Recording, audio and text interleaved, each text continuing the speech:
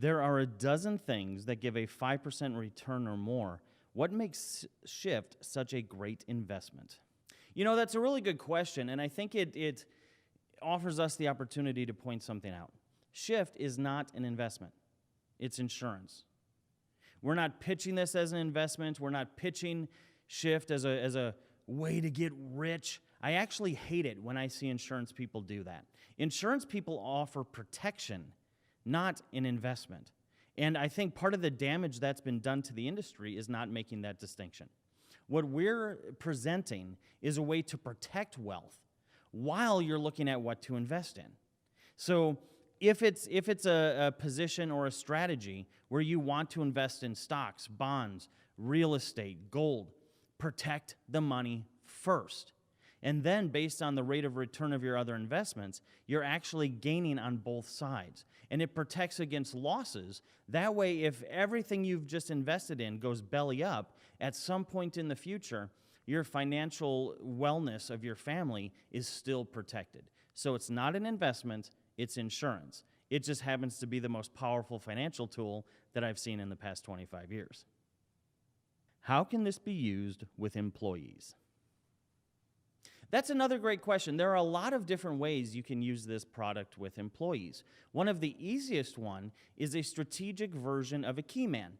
Key man policies have been around a long time. Most accountants and lawyers and financial planners haven't really realized the full strategy of how to use them, but it's like an amped up version of a key man. So let me give you an example. We had a woman who worked here for about 6 months. Part of the employment agreement for my company is if you work here, I have the right to take out a policy on you. I take her paycheck, I funnel it first through a policy on her, and then I borrow against it to pay her. She worked here for 6 months, went off and lived the rest of her life, yay her. But at some point in the future, and I hope it's a long time from now, but at some point in the future, myself, my company, or my heirs are going to get about $500,000 tax-free because she worked here for 6 months. That's one way to do it. There's other ways to do it. We can implement specific pre-tax strategies for companies that allow you to put a pre-tax contribution away that benefits the employer and the employees to the point where you can put that money away and still have access to up to 50% of that money as a flow of cash flow that you can use. There are other ways we can implement it where we use it as a reward program for employees. So let's say an employee is with you 5, 7, 10 years, whatever marker of loyalty you're looking for, then they can either have access to the cash, of course, a loan against cash value is tax-free, so yay them. They can have ownership of the policy. They can make a beneficiary one of their kids. There's a lot of different ways to use this with employees. My best advice is to speak to a Shyft agent, and they can come up with your exact strategic plan.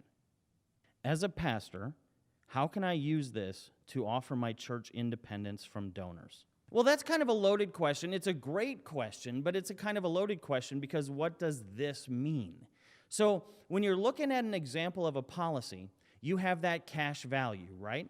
Now, the money that you put into a policy has already been taxed, so there's no reason to tax that. The death benefit is not taxed. That's just part of U.S. law. It's been that way for a long, long time. Now, the only thing that's possibly taxed in this conversation is really the growth inside of that policy. And just to be clear, if you were making great dividend returns and you take that as cash and it's above what you've contributed in terms of premium to that policy, that can be taxed if you take it as cash. Now, that's not a bad thing. That's a wonderful thing because that means you're making money. But the real power of this sort of program really gets realized when you say, hey, wait a second, let's take those earnings and don't cash them out. Use the insurance company's power and say, hey, I want to purchase more insurance company, which in a way is leveled paid up additions, right? And that allows you to then keep the money in the insurance company. It's not taxed then. And you can borrow against that, not taxed. So it really offers you a way to in a sense, have the power of the cash flow without the tax liability of having it. It's an amazing tool. Like I've said before, in my 25 years of being an entrepreneur, speaking all over the world, seeing probably every imaginable product out there, this is by far the most powerful financial tool I've ever seen. I'm unsure of future income. What if my income goes down? You know what? I really understand that question, especially in this now COVID era where people lose their job and all that sort of thing. I get it. Now, this is another reason why these sort of programs are so beneficial and so powerful. Let's say, just to grab an arbitrary number, let's say you wanted to have a $10,000 a year premium. 65% of that might be in paid-up additions, or 50% of it, depending on your strategy, of course. But you have those paid-up additions, right? And then the other remaining portion is actually the insurance premium itself for the insurance. If something were to catastrophically happen, there's a few different options. First, if there's cash value in the policy, you can use that cash to cover your premium. That's why a lot of people, even on a 7-year pay program, only contribute for 5 and let the building of that policy cover the 6th and 7th year. That's a valid strategy. Another possibility is to say, okay, I don't have enough cash value to cover the premium policy. Okay, that's fine. Don't panic. In that case, what we can do is we can actually say to the insurance companies, okay, look, they don't have the income they once had. Let's decrease some of those level paid up additions. Let's keep the base insurance, but that's going to lower then that premium that needs to be paid in, up to possibly 60 to 65% lower. Well, that's a wonderful scenario too. Even if it lapses, the law requires that there's this ability to retrieve your policy.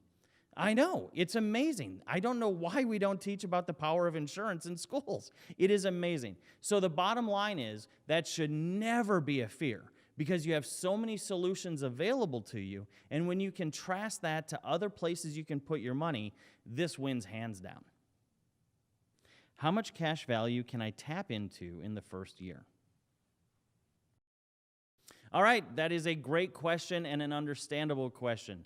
Here's the situation, though. There's not one-size-fits-all answers. A lot of things play into this. First, the carrier that we use. Remember, Shyft Capital is here for your benefit, not the carriers. We work for you, not the carriers. That means we try to get you the best situation possible. So that means a lot of things are going to come into play to this. Health condition, who the insured is it male, is it female? Are there other situations in terms of underwriting that might limit access to cash? Other things that play into this is the structure of the policy itself. How much is put into base insurance? How much is LPUA? How much is term, if there needs to be a term rider added to create a window? You know, there's a lot of things that play into this. However, I will say most of the policies that we structure give an 80 to 85% access to the guaranteed cash value within 14 days. Yes, 14 days. Now, contrast that with other things out there that say, well, over time, you build up cash value. And we could never use those sort of policies doing what we're doing. There's a market for that, but that's not this. In addition to that, we can get up to 80 to 82, 85, in some cases even 89 of the guaranteed cash or the non-guaranteed cash value by the end of that first year. The reality is you have access to a lot of cash value. Why not use an IUL or a VUL? So the IUL-VUL market has been marketed a lot lately. It is really popular with people who just want to make sales for sales purposes, who love to earn large commissions, and it's really popular in MLM-style insurance agencies. There is a market for IUL, and here's something that's really important to realize. I can sell you an IUL. Absolutely. If you really want one, Shyft Capital can put you in one. The reality, though, is that in most cases, if you really look at the fine print of an IUL, there's a reason why most people who are like, oh man, I got ripped off in insurance, say that, because 9 out of 10 times, it's an IUL. IUL, the premium goes up, the cost of insurance goes up, the loans aren't participating. There's about 8 to 10 reasons why an IUL would never be selected for a lot of the strategies that we've talked about in the webinar. And it's a reason why banks and government entities and billionaires don't own IULs. Just think about that for a second. I know that the sales pitches sound shiny and nice, and they promise these crazy rates of return, but there's a reality. If those were awesome, then we would use them for the strategy because we have access to all the things that people are pitching you. The truth of the matter is that these policies that we implement are permanent, they're safe, and again, they are not the investment themselves. Anybody who comes along and tells you any insurance product is the investment, hit them with a Nerf bat. Insurance is insurance. It's a safe place to put your capital while you're working on other investments that produce real wealth. Now, the added benefit that you have security, tax-free growth, decent growth of 4, 5, 6, 8%, whatever it happens to be, awesome, awesome, awesome. But again, that's the protection vehicle, not the wealth creation vehicle. When you're ready to have the wealth creation talk, the 40, 60, 100, 500% returns on investments, we're here for you too, but that's not Shyft Capital's wealth protection program. That falls more into line with our wealth creation sort of offerings. Does this tie into my income? So yeah, I think I understand the question. Does the amount of coverage tie into your income? And the answer to that is yes. Yep, it does. There's laws in place with insurance where you can't become more valuable dead than alive. So typically what happens is they will look at your income and your net worth and they will say, okay, well, let's do 20 times, 30 times, whatever that number is. So yeah, there's a cap. And it's kind of based on things like net worth and income. Now, here's the great news. It can increase. It really can increase. So if you get a better job, if you get married, if you get a doctorate in philosophy, well, maybe not a doctorate in philosophy, but if you improve your lifestyle standing, they can increase what they will underwrite you for. So it is tied into your income and net worth, yep. But as those things change, so too changes the amount of coverage and the amount of capital you can protect.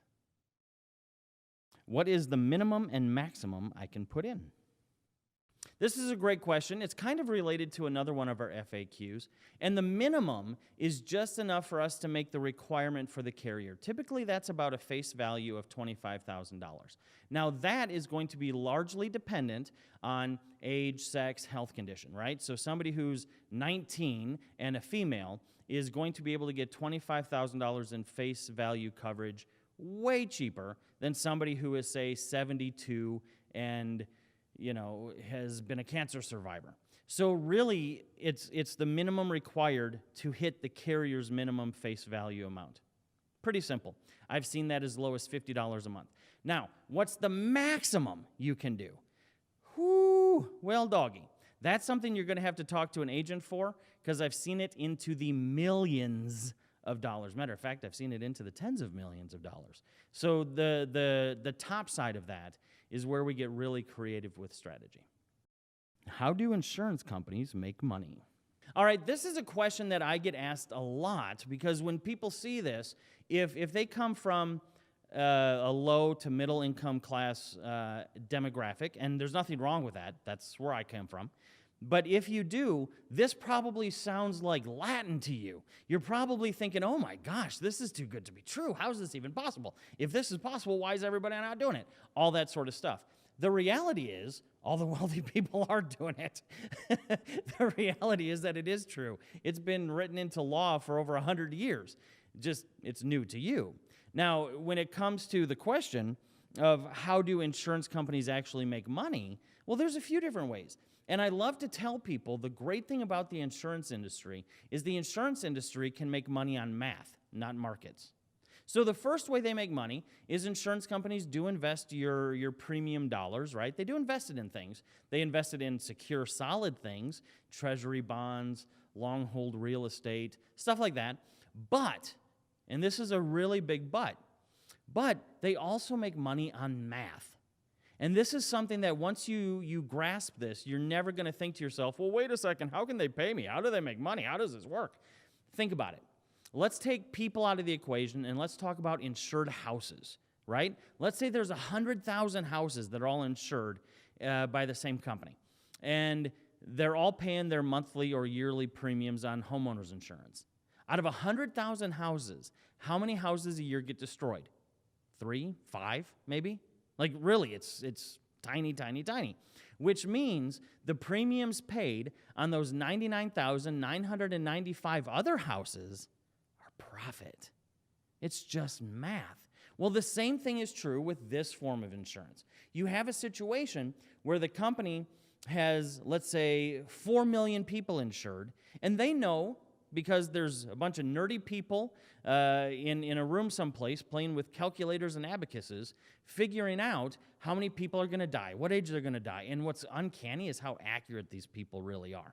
But anyway, they have figured out already 5, 10, 100 years from now how much profit they're going to be making because of the underwriting that they're undertaking. It is wonderful. It's beautiful. It's one of the best industries because unlike most industries that are solely based on market, sure, there's some market involved with insurance, but largely insurance companies make money not on market, but on math.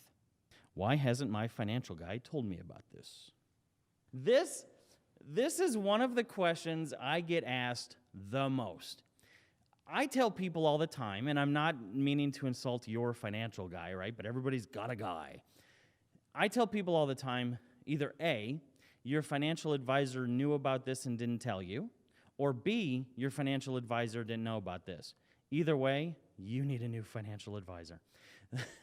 The reality is that we are not trying to take the place of investments. We're not. And most likely your financial advisor is putting you in Wall Street-based products. There's a place for that, there's a market for that, but as we covered in the webinar, me personally and for our clients and our employees, that's not where I feel safe enough to put our important money. The reality is that most financial advisors are never taught about this. Most financial advisors are not focusing on people who have 50, 80, $100 million to protect. They're focusing on people who make 100, 200, 400 grand a year. And like we said in the webinar, largely these sort of products were limited to those people who traditionally had a ton of money. As a matter of fact, even to start Shyft Capital, we had to sign affidavits and letters to these carriers saying that, yes, we could produce X amount of money to be placed with the carrier. So I've been on a ton of webinars and live meetings with financial advisors, lawyers, accountants, and CPAs where they've heard of this. Well, a lot of them have heard of it, but they'll look at the other people in the room and say, I didn't know that we could have access to it. So it's not that your financial advisor necessarily doesn't know about it. If they do know about it, they probably thought that you couldn't have access to it. Now, with that being said, most people have no clue this exists. When they think of insurance, they think of regular whole life that can accumulate cash value over time. Nothing wrong with that. They think of buy term and invest the difference, right? Personally, that's kind of the antithesis of smart money management, but whatever. There's a market for that. There's IUL and UL. Look, I can, as an agency, I can offer those products to you too. If you want those, hey, yes. But what we're talking about is not something that's talked about. I remember I was at a speaking engagement in the country of Chile, and I was talking to somebody who has a PhD in economics, literally a doctor of money, right? You've probably seen him on TV as a leading economist. And he told me, Josh, they never taught us this existed. I have talked to money managers who've worked for large firms. We have on staff somebody who used to be a financial planner under the Dave Ramsey umbrella. We had another guy through our courses who has $200 million under management personally. They never taught him this. So don't blame your financial advisor. Now, a real quick kind of word of advice. Financial advisors, if you go and tell your financial advisor about this without taking along a Shyft agent, they're going to assume they know everything based on what you told them. And unless you can explain it back as well as I have explained it to you, they're not really being able to make a decision or give advice based on the entire truth. My advice to you would be take your financial representative from Shyft Capital with you when you go and talk to your financial advisor. That'd be my piece of advice. And also, keep in mind that a lot of financial advisors, they get paid a commission that you're paying based on the amount of money that you place with their products. Well, this can sometimes seem as if we are taking money from them through you being a client of theirs and possibly being a client of ours. So there tends to be a little bit of a chest puff posturing. Well, that's not da-da-da, and mine da-da-da, and this does da-da-da. I had one financial advisor, just a real quick story here, real quick. I had a financial advisor who their client just came to one of the speeches I've done and went to them, and, we got on the phone together, and it was from the get-go an arm wrestling match, He starts telling me about the rule of 72, and in the past 7.5 years, my client has almost doubled their money, as if that's good. Quick disclaimer, that's not good. Anyway, but, that whole posturing thing, as if I've never heard of it, right? And the reality was that he had this fear that somehow we were taking a client away from him, so he was fighting. And I said, no. We are not an investment. We're a place to protect the money, so your client actually feels more comfortable giving you more money than they did before. Because if you can protect it first, and there's a sense of safety, and even if a deal goes sideways or a stock goes kaput, your family will never have to long-term be without that capital. How much more capital would they give you? So that's kind of my advice on why your financial advisor may have avoided talking about this. It's one of those options. I hope that helps.